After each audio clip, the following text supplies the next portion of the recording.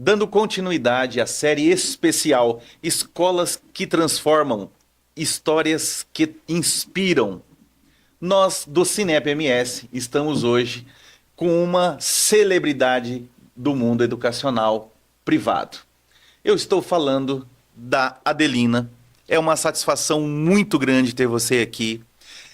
Adelina, ela é um ícone na educação sul-mato-grossense. No decorrer das nossas falas, do nosso bate-papo, isso vai ficar muito claro. E ela e a família, né, que está à frente dessa gestão, eles inegavelmente vão deixar um legado na história educacional do nosso estado, do nosso país. Então, assim, para nós, Adelina, do Cinep, nesse novo momento, é assim uma satisfação muito grande ter você conosco aqui para nós estar conversando sobre educação. Seja bem-vinda. Obrigada, Áudio. Adelina, na verdade, você vai começar a relatar para mim como que foi que a educação chegou na sua vida e como que essa educação se transformou no Colégio Master que é hoje. Áudio, é uma história bem comprida, né? É uma história. Não, mas você fica bem à é uma vontade, história porque a de gente quer saber 40 tudo. É uma história de 42 anos, é uma Uau! história, né? São 42 anos que eu me dedico à minha vida para transformar vidas. Eu fico até emocionada quando eu falo isso, que toca no coração, né? A gente Sim. faz por amor mesmo. Eu amei o nome Escolas que Transformam, Escolas que Inspiram, né? Isso. Eu acho que a educação transforma as pessoas e as pessoas transformam o mundo. Sem a transformação das pessoas, o mundo ficaria mesmo. E a educação é a única coisa que pode transformar o mundo e transformar a vida das pessoas. Eu estou há 42 anos na frente do Colégio Master, mas eu estou há 48 anos na educação. Daqui 2 anos eu faço meu cinquentenário. É Olha inacreditável. Eu comecei lá em 1977, 78. Eu comecei como professora de classe de alfabetização da escola EDEP, Escola de Desenvolvimento da Personalidade Infantil, da diretora Ângela Costa, esposa do Celso Costa, o arquiteto. Certo. Que naquela época, o máximo era o arquiteto Celso Costa. Não sei se você teve a oportunidade de conhecer Tive sim. a professora Ângela. Depois ela foi para a universidade. E ali eu comecei minha vida educacional, trabalhei como professora de alfabetização, depois fui para o estado, para o município, trabalhei como supervisora de escolas rurais. Eu viajava com motorista para ver as escolas da periferia, né, das escolas mais afastadas, que funcionavam salas multisseriadas. E ali você já fui transformando ali muita coisa dentro dessas salas de aula. E capitaneando informações. E crescendo, aprendendo, Sim. porque a vida é um aprendizado. Quando eu fui para a supervisão do município, ali eu senti que era a hora de eu parar e fundar a minha própria escola, porque dentro das escolas públicas, você não tem uma autonomia completa, né? Você tem uma certa autonomia. E ali eu não conseguia realizar muitas coisas do que eu queria dentro dos meus projetos pedagógicos, do meu sonho. Então eu resolvi montar meu próprio colégio, que começou ali na Afonso Pena, perto do Obelisco. Ficamos lá de 1983 até 1990. Quando chegou em 90, nós mudamos para o Chácara Cachoeira. O Chácara Cachoeira não tinha nada, só tinha um fazendão lá que mal tinha acabado de abrir as ruas. Sim. E quando chegou em 86, a escola já estava lotada, aquela casa que eu aluguei, não tinha mais lugar. E os pais queriam que a gente implantasse sexto, sétimo ano. Eu falei, não tem como implantar, porque não cabe mais, não tinha espaço. E naquela época também a gente não tinha dinheiro suficiente para construir o prédio, para comprar terreno, para tudo. O que eu fiz? Eu tinha na época que uns 180, 200 pais, eu chamei as famílias. Falei, gente, eu quero comprar um terreno para construir o colégio. Naquela época chamava Paulo Freire. Colégio Certo. Paulo Freire. Mas para mim comprar esse terreno, eu preciso da ajuda de vocês. Eu queria ver quantos pais aqui podem antecipar 3, 4 anos de anuidade. Olha, eu me surpreendi, foram mais de 40 pais que compraram 3, 4 anos de escola. Hoje, Que quando genial. eu olho para trás, falo, gente, esses pais confiaram em mim. A escola Sim. podia não ter dado certo, alguma coisa podia ter acontecido e eles me puseram aquele dinheiro nas minhas mãos. E com aquele dinheiro, eu falava para o meu marido, eu quero fazer a escola. O arquiteto Celso Costa falava que o lado nobre da cidade ia crescer para o nascente. Toda cidade, o lado nobre, cresce para o lado do sol. Falava, o lado do sol nem tinha shopping.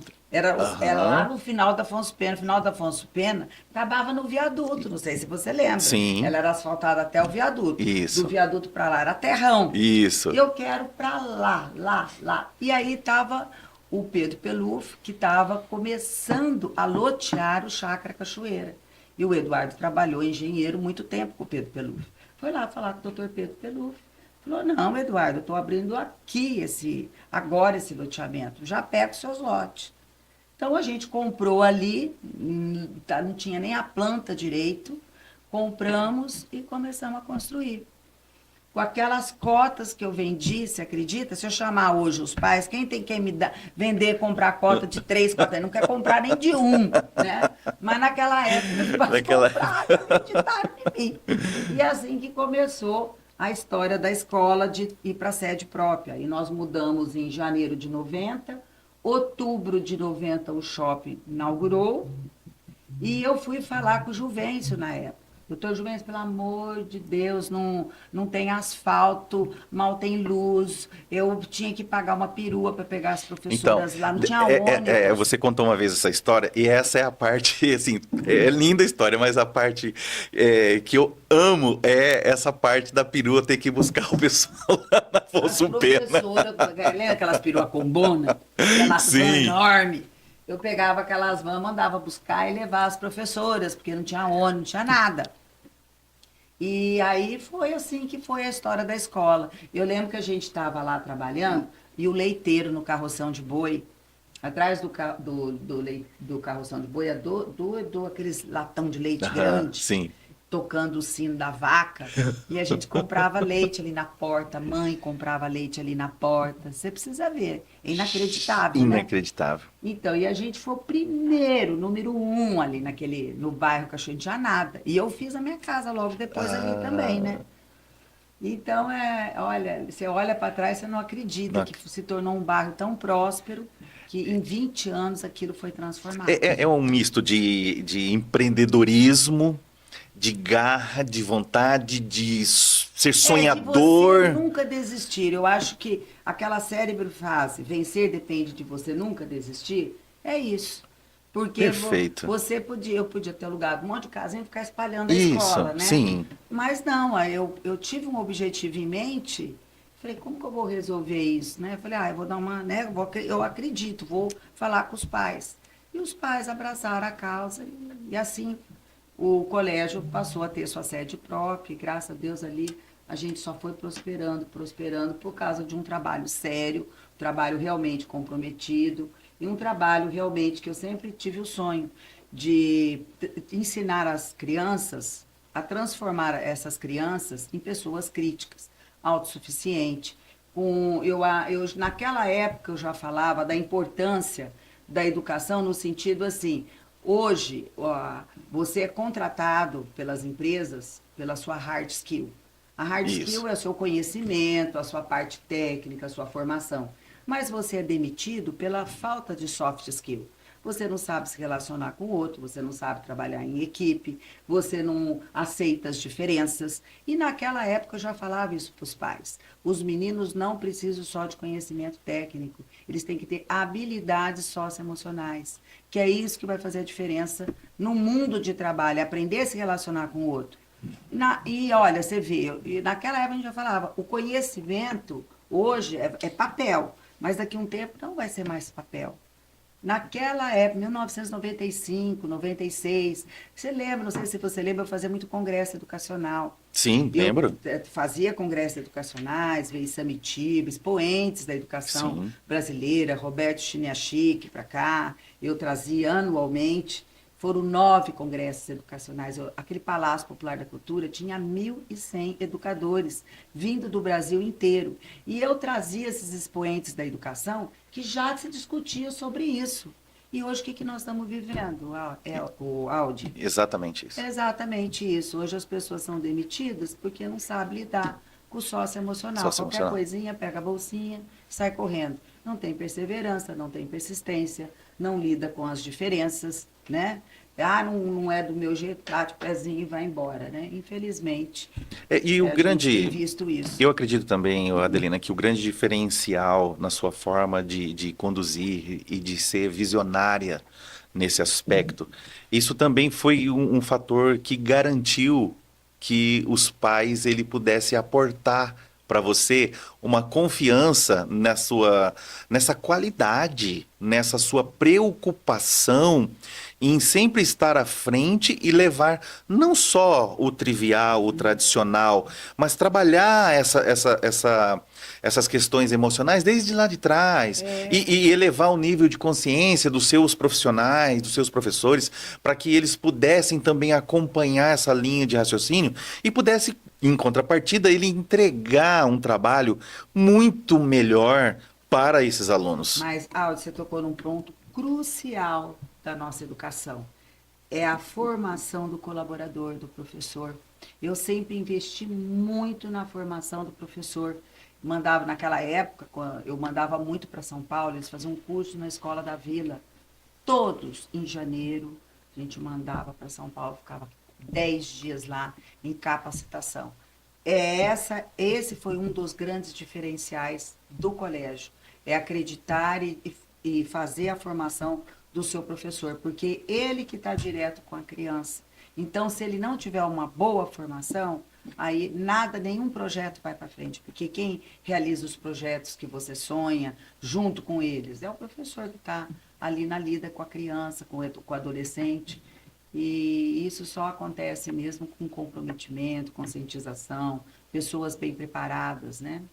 Esse foi um Outro dos... dia nós tivemos lá na sua escola fazendo uma visita, né? Porque veio a vice-presidente da federação veio Ela é um e ela estava num congresso aqui em Campo Grande e tinha uma cliente sua lá e falou muito bem dela. Ela falou assim, ó, eu preciso falar, conhecer a Adelina, porque a mãe falou tão bem dela, eu preciso ir lá. Até que nós fomos lá. Foi um prazer, é verdade. Então, eu acho que a gente planta sementes, né? Você vai semeando. Né? A Bíblia fala, o plantio é opcional, mas a colheita é obrigatória. Se você plantar a semente ruim, você vai colher do mesmo jeito, problema, né? Se você planta a semente boa, você vai colher coisas boas. E de uma maneira multiplicada. Você planta 1 grão de milho, você não vai colher um milho, você vai colher várias espigas de milho, e cada espiga de milho tem quase 30, 40 grãos. Né? Então, é você semear. Você semeia e colhe, ou bom ou ruim. Então, eu acho que já que você vai plantar, planta coisa boa, né? Semeia coisas boas.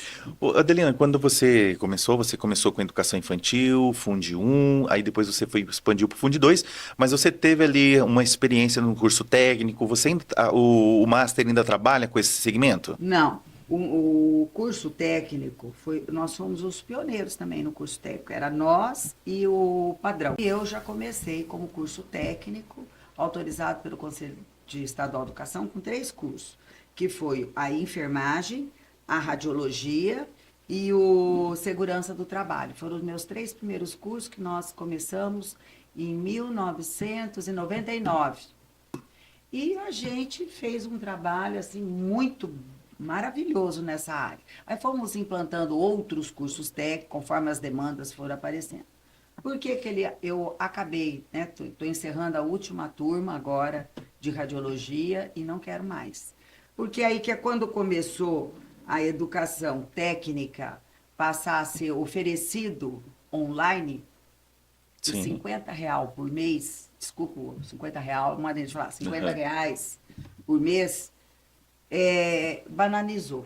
Banalizou porque o curso técnico era um curso muito sério que a gente fazia. A gente tinha laboratório, Os meninos faziam uma parte técnica antes de ir para o hospital. A carga horária, a maior carga horária era dentro dos hospitais ou dentro das empresas. Tanto que a Plaenge só pegava estagiário de segurança do trabalho na escola. Os alunos já saíam empregados. Alunos meus, em 2002, 2003, quando deu aquele boom em Três Lagoas das Sim. empresas, mandei muito aluno para lá, começando com 3, 4 mil reais por mês, apenas com curso técnico. Então era muito legal, mas quando começou a oferecer curso técnico online, que aí banalizou, era 80 reais por mês, eu não tinha mais muita demanda. O curso técnico já era um curso para a classe C, D, é um pessoal mais popular. E que queria fazer um upgrade na vida e que não tinha nem dinheiro para pagar a faculdade ainda. Então, era curso de 180, 200 reais por mês na época. Né? Era bem tinha condições das pessoas fazerem. Mas depois começou esses cursos técnicos, o pessoal procura os atalhos da vida, o caminho mais fácil, né? Faz, compra seu diploma e pronto. E eu acho que foi isso. E aí eu desisti, falei, não, eu não quis entrar para o mercado, para o lado da... Eu falei, como assim? Você vai lidar com vidas? Um dia sou eu que vou cair na mão de uns profissionais desse. Quem que cuida no hospital? Quem toca o hospital? Não é enfermeiro? Você dá radiologia, você chega lá na radiologia da Santa Casa ou qualquer hospital. Quem que vai te atender, te pôr na máquina, fazer seu raio-x? São os técnicos. Se eles são mal preparados, você pode ser vítima de um desses. Que vai fazer a sua mamografia, são os técnicos. Eu falei, aí eu fui saindo, fui fechando, não quis mais. Porque eu não quis entrar nessa parte dos cursos técnicos à distância, né? Delina, fala uma coisa pra mim. O Master, vamos falar da atualidade, mas assim, em toda essa trajetória, vocês estão completando 42 anos, é isso que você me falou? 42 anos agora, De completando de atividade. atividade. Isso. É, sempre foi uma empresa familiar ou não? Ou chegou um momento que agregou, ou chegou um momento, era familiar ou um momento desagregou? Como é que foi? Não, sempre foi uma empresa familiar, né? Os filhos eram pequenos, era eu e meu marido. O meu marido, ele só me ajudava com a parte financeira, que eu nunca gostei. O Eduardo é do agronegócio, sempre mexeu com fazenda, mas ele me ajudava, assim, sempre me ajudou com a parte financeira. E quando os filhos cresceram, a Andrea fez psicologia, veio trabalhar comigo lá na educação infantil, o Pedro fez administração, me ajudou muito tempo na área administrativa da escola. Hoje ele tem outras atividades, ele deixou, falou, mãe, não é meu sonho, te ajudei até bastante, acho que eu dei um bom upgrade aí na escola e ele foi fazer outras coisas. E a Nicole também, que não é da vibe da escola, ela é mais da área da música, da dança. Então é eu e a Andrea na direção da escola e o meu marido que me ajuda com a parte financeira. Mas nós temos um time muito bacana, muito bem preparado, buscamos outras pessoas para estarem ajudando ali no crescimento do colégio. Pegando um gancho nessa questão de familiar, nós conversamos uma vez lá no Cinep, quando nós fizemos um café com o presidente, e aí você explanou para mim, e eu acho muito importante, porque você falar essa sua experiência, porque assim, hoje em Campo Grande, no estado do Mato Grosso do Sul, nós temos na casa de 324 escolas particulares. Dessas, nós temos aí na casa aí de umas 120 escolas. Nós mapeamos entre 25 a 35 anos. E que grande parte delas, elas estão com muito problema na parte de sucessão.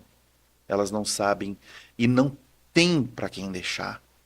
E toda escola, você é prova disso, ela nasce de um sonho. Então é muito difícil o gestor, ele chegar ali com 25, 30, 35 anos, ele olhar e aí os filhos não quererem, e aí não ter um sobrinho, não ter alguém, e aí ter que colocar gente de fora ou vender a escola. E você me falou que você teve uma experiência com relação a essa parte de sucessão. E eu queria que você contribuísse com a gente nesse sentido, para que possa servir também de orientação, possa servir de exemplos para essas escolas, para esses gestores que estão passando É. por esse problema.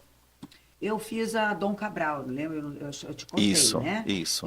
Quando a Dom Cabral, que é uma empresa que ajuda as empresas a fazer o processo sucessório, explica como que é, para você poder fazer esse curso, só se toda a família fizer, inclusive genros.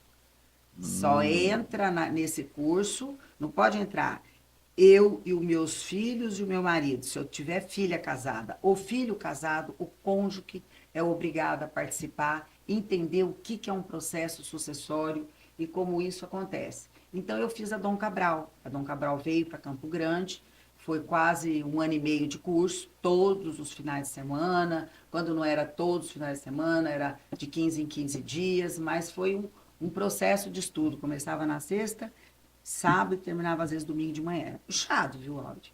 Mas foi muito bacana porque mostrou o que é um processo sucessório, quais as consequências. Ele contou N cases de empresas, que nem a do Antônio Emílio de Moraes, como que ele fez um processo sucessório bem feito, como que foi essa transição. Então, ali a gente aprendeu muita coisa.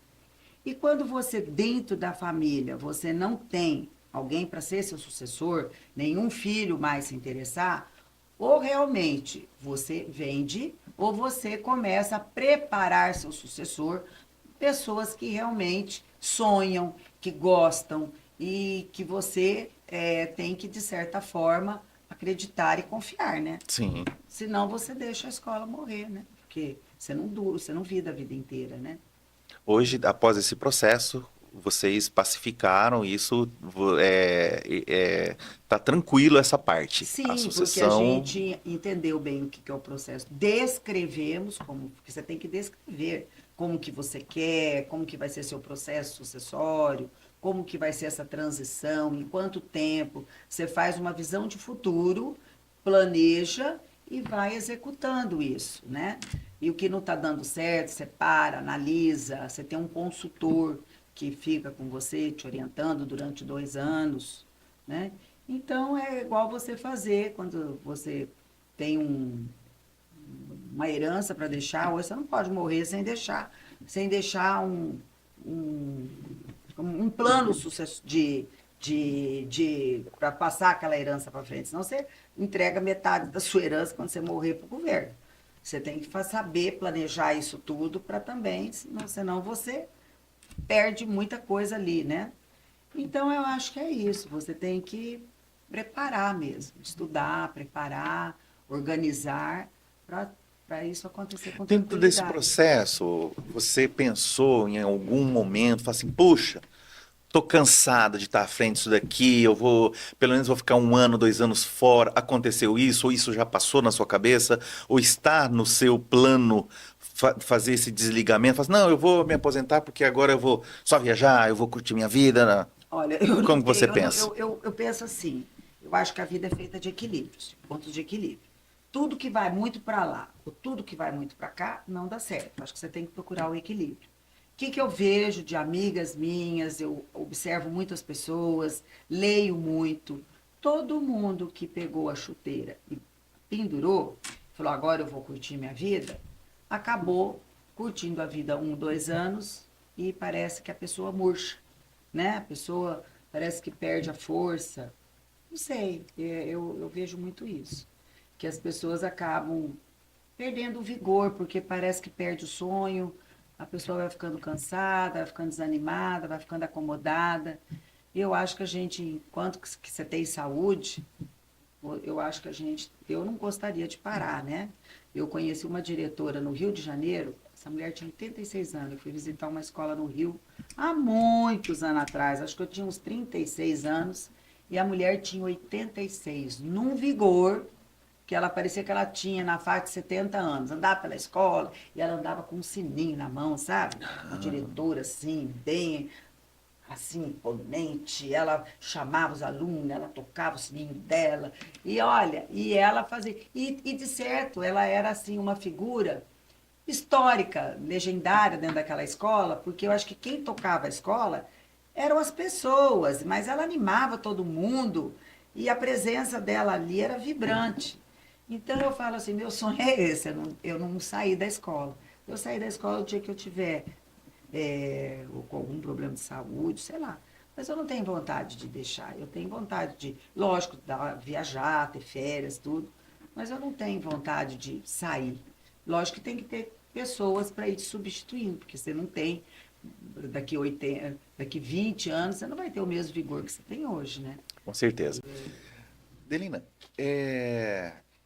hoje, indiscutivelmente, o Colégio Master é um case de sucesso no estado do Mato Grosso do Sul. Isso é Ah, indiscutível. obrigada. E qual que você acha? Que a gente já isso está muito claro. É esse vigor, essa vontade, esse amor pelo colégio, e estar lá todo dia e não querer parar, e contagiar e inspirar. Uhum. É, você, é, como que você desenvolveu isso ao longo do tempo? Porque assim, porque nós sabemos também que muitas escolas que começaram lá atrás junto com você, infelizmente elas ficaram para trás, elas não conseguiram acompanhar a, a modernidade, a tecnologia, todas as melhorias, facilidades, contrapartidas tributárias, contábeis, enfim, tudo isso daí. Qual que é a sua estratégia? Qual foi ou qual é a sua estratégia para você atravessar? Você contratou consultorias? Você tem pessoas próximas? Ou isso faz parte somente da sua gestão? Eu estou te perguntando também por quê? Porque existem muitas escolas que estão assim carentes de uma dica dessa, de uma conversa. E infelizmente, Adelina, e aí eu vou falar desviar um pouquinho do que eu estou te perguntando, porque assim, infelizmente, isso eu preciso, em nome do Cinep, eu preciso quebrar um paradigma, porque assim, eu tenho escola e você escola, nós somos inimigos. E nós não precisamos e não podemos sentar e compartilhar as nossas experiências para você saber o que que deu certo na minha escola e eu saber o que que deu certo na sua, ou se o consultor X ele foi importante, ele fez sentido na sua trajetória. Ainda esse diálogo aqui dentro do nosso estado, ele é frio ou ele não existe. Então é por isso que eu pergunto, porque dentro desse propósito que eu tenho dentro do Cinep, para mim é muito importante saber desse case de sucesso chamado Master. Você fala assim, não, o caminho que eu trilhei, que eu acompanhei para eu chegar aqui, foi esse, e eu indicaria para as pessoas esse caminho, ou o caminho X é melhor ou o Y não. É nesse sentido que eu estou fazendo essa pergunta para você. Entendi, Aldo. Só que eu acho assim, ó. é, Eu acho que a base disso tudo, primeira coisa é você acreditar no que você está fazendo. E não basta só você acreditar. Você tem que ir atrás, você tem que estudar, você tem que procurar. Eu sempre, quando eu vou a São Paulo, quando eu vou no Rio, ou mesmo quando eu viajo para o exterior, eu sempre visito um colégio. Eu amo, eu vou, visito, olho, e você vai conhecendo ideias de outras pessoas. Que nem você colocou as escolas, não pode se ver como concorrentes. Se a gente se fortalecer como um grupo, você pode muito mais chance dos diretores unidos do que os diretores, como você falou. Ah, é meu concorrente, não quero nem saber, não quero notícia, nananana. Isso daí não agrega em nada, eu acho que é pior. Eu acho que se a gente fosse mais unido, muita coisa poderia ser melhor para todos nós, com menos sofrimento, com menos tudo. Porque quando você está sozinho, é muito mais difícil, né? Às vezes é um problema de férias coletiva, que, como já aconteceu comigo, lá, Áudio, me ajuda aí, estou com esse problema de férias, o que nós podemos fazer? Como que as escolas podem se unir para ajeitar essas férias dos professores, com volta às aulas?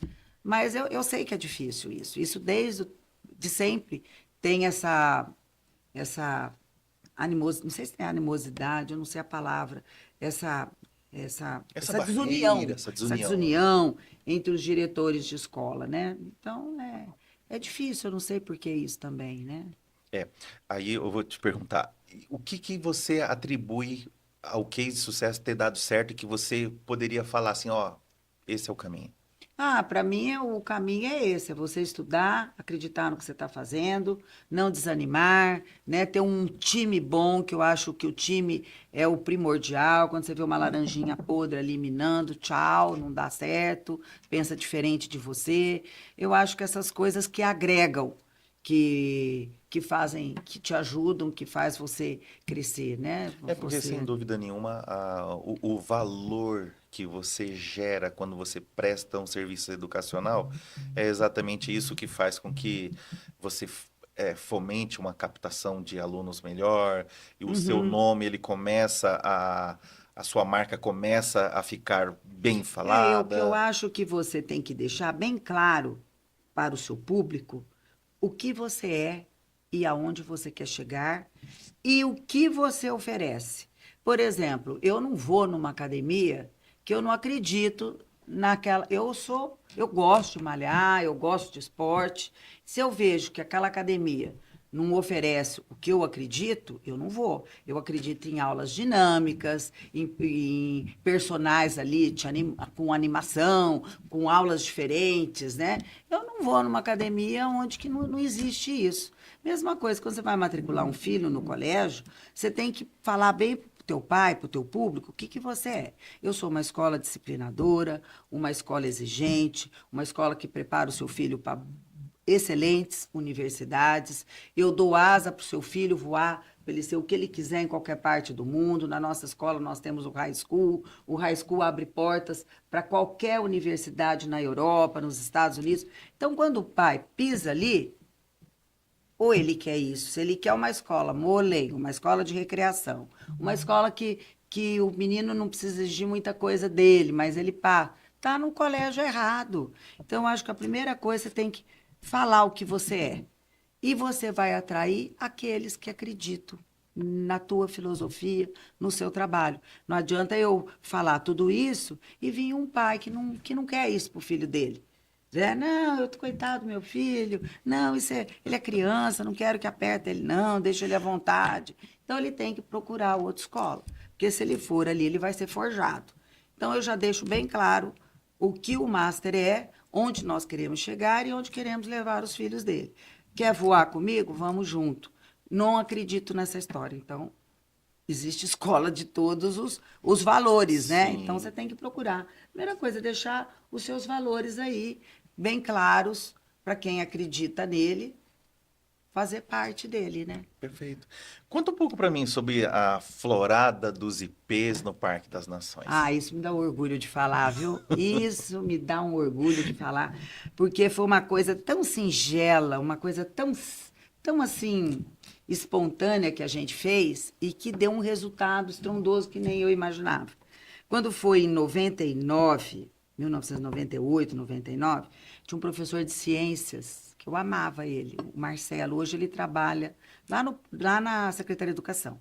E o Marcelo falou, professora, estou estudando com os alunos as árvores e eu gostaria de catalogar as árvores lá do Parque das Nações Indígenas, que abriu ali na Afonso Pena, nananana. Falei, tá bom, Marcelo, vamos lá, vamos catalogar as árvores. E foram lá, catalogaram, nome científico, nome popular da árvore, fizemos as plaquetas, pusemos. E eu olhava aquele parque, eu olhava assim.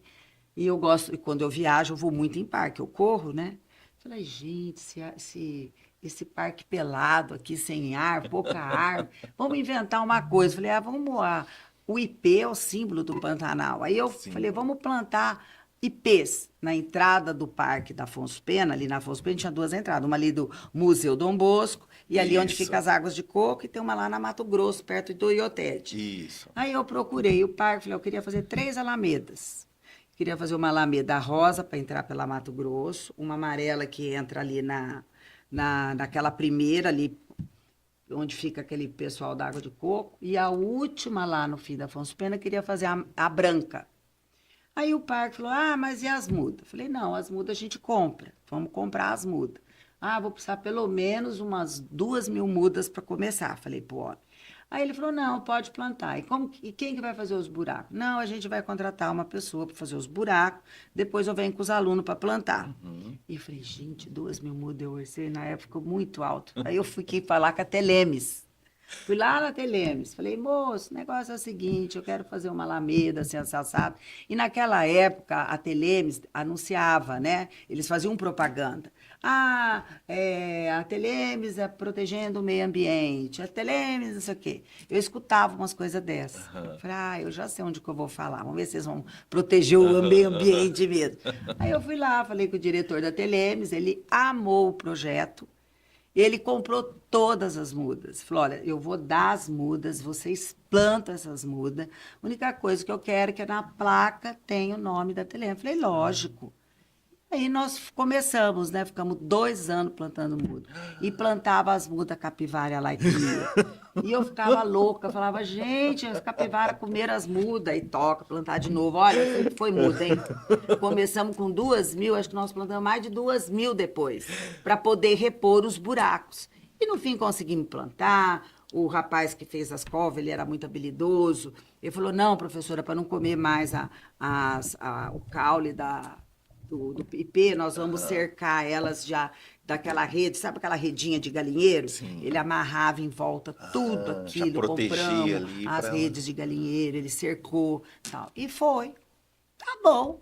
Passados-se 20 anos, você ia lá, as alamedas crescendo, crescendo, crescendo. Um belo dia aquilo floriu. Parecia cerejeiras, as brancas. Tudo branco, parecia que tinha caído flocos de neve. A cidade inteira foi para lá para ver aquilo. TV Morena, TV Record, SBT. Mas todo mundo pensava que aquelas árvores caiu do céu, né? Nem imaginava quem que era a dona daquele plantio, que inventou aquele plantio, né?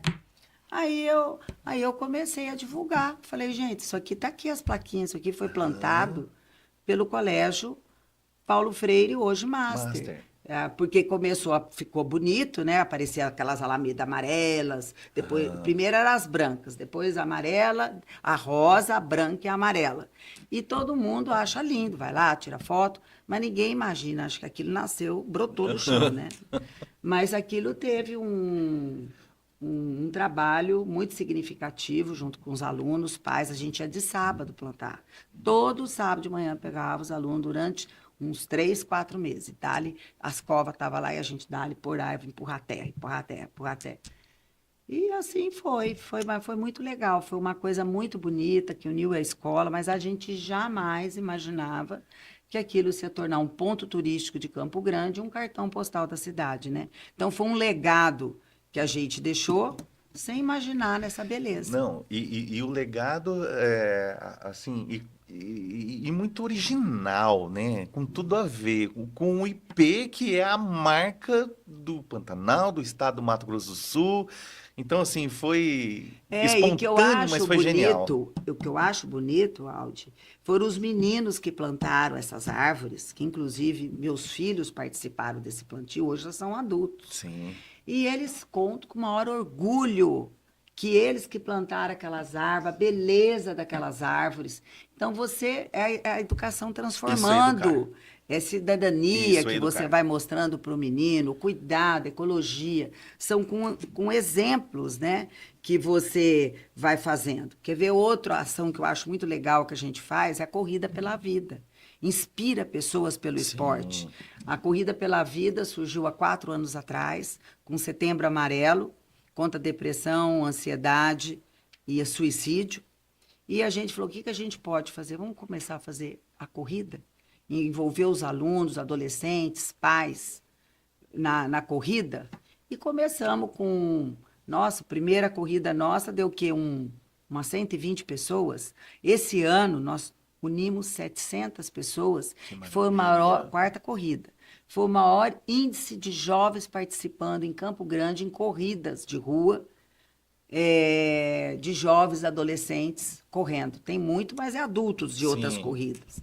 Mas a gente conseguiu fazer com que os jovens se envolvessem nesse movimento, né? E onde tem esporte, tem alegria, não tem droga, não tem coisa ruim. Né? Você vai lá naquele Parque das Nações, eu gosto muito de correr, pedalar, tem um monte de atleta correndo, pedalando, todo mundo cansado, mas é uma alegria. Oi, fulano, tudo bem? Todo mundo cai, estrupiado, cansado, mas não existe mau humor. Todo mundo, Sim. oi, oi, oi, oi, tudo bem, tudo bem. Ninguém, mas vai andar no trânsito, todo mundo dentro do ar-condicionado. Nossa. Brava, Brava. seda, quer te bater, É. né? Mas o pessoal do esporte, assim, tá se ralando, acabado, cansado, suado, mas tá feliz. Tá curtindo. Mas por quê? Libera endorfina pro Sim. corpo, né? E eu acho que esse é um dos grandes segredos que a gente tem que ter, é praticar realmente o esporte. E você. Você tem Sim. mais duas perguntas aí que você quiser seguir, mas me presta a chave do seu carro, você tem que entregar O processo. o processo. Né? É só para vocês planejar aí.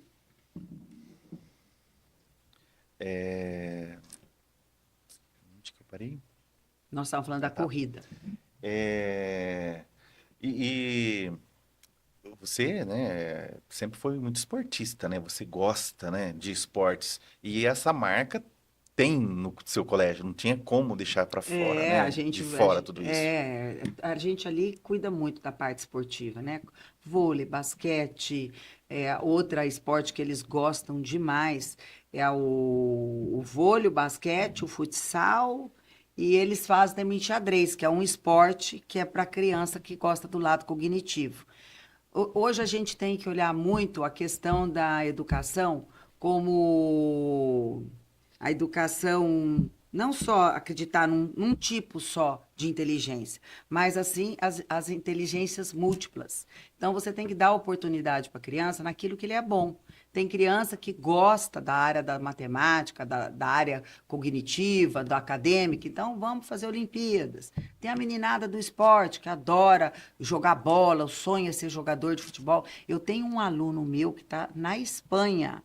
Ele, com 5 anos de idade, ele era do Grupo Verde, ele falava, eu vou jogar bola, eu vou jogar na seleção do Brasil, era o sonho dele.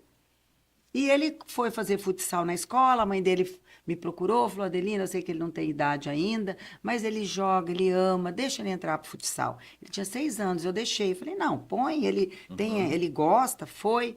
E ele começou a se despontar, e ele foi jogar num jogo que nós fizemos nos Jogos Escolares, não sei contra qual escola aí municipal que ele estava jogando, e tinha um cara lá, achou o menino fenomenal, Um olheiro. tipo um olheiro, correndo para lá, para cá, cortava, chamou, falou, quem que é o pai dessas crianças? Falou, olha, eu sou da área do futebol, eu gostaria muito de que o seu filho fosse jogar lá na nossa escolinha, pararararararará. E o menino foi, e ele foi jogar nessa escolinha, parece que não sei em que cidade aí do interior, e tinha um olheiro lá, viu o menino, eu perdi meu aluno, né? Porque ele foi embora para Curitiba. Ele já estava aqui na 8ª série. E ele foi embora para Curitiba. De Curitiba, ele foi visto por um outro que levaram ele para Barcelona, foi para Barcelona. Lá em Barcelona ele fez teste em alguns outros times, entrou, ganhou bolsa. E hoje ele está jogando na Europa, eu não lembro que time que é o dele. Mas ele veio para Campo Grande ano passado, foi na escola, tirou foto com a gente. coisa Hoje ele está com maravilhosa. 24 anos, né? Mas é assim, você tem que ver a habilidade da pessoa, do que ele gosta. É da área da arte, é da área da música. Olha, você vê que ontem, domingo, esse final de semana, uma aluna minha que nunca tocou violão. Eu tenho a orquestra na escola. Sim.